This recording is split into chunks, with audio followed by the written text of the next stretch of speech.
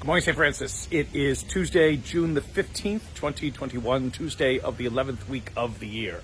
Back in Raleigh again, coming to you from our patio here at the Friary Rectory. Again, it's a very nice place to come to sit. We need some furniture out here, something like that. But there have been parties and receptions here in the past. Hopefully those will be resurrected and begun again. So our back patio from the backside of the rectory of the Friary.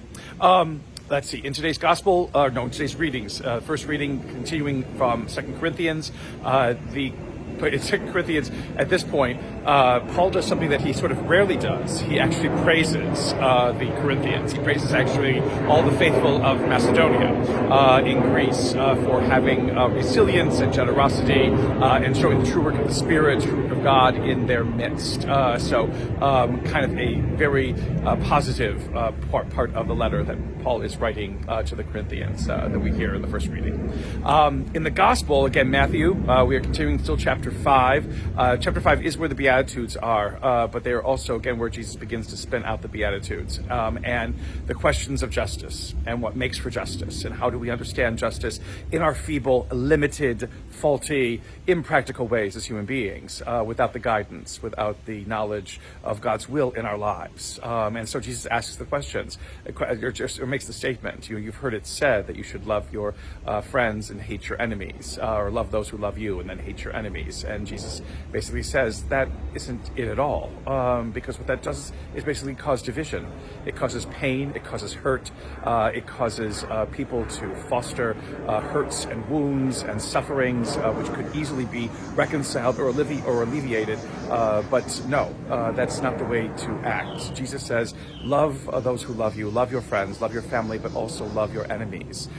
Pray for your persecutors. All of those things that seem irrational from our limited human standpoint, Jesus points out and says, yes, they are irrational because they do not achieve in the end, what you think they should achieve. They do not achieve justice.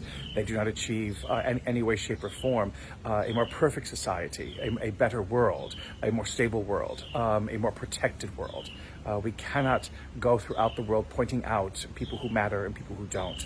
We cannot continue as believers in this world just nursing old hurts and wounds because they will not go away and they will not lead to better things, nor will they ever grant us the justice that we ask for again and again.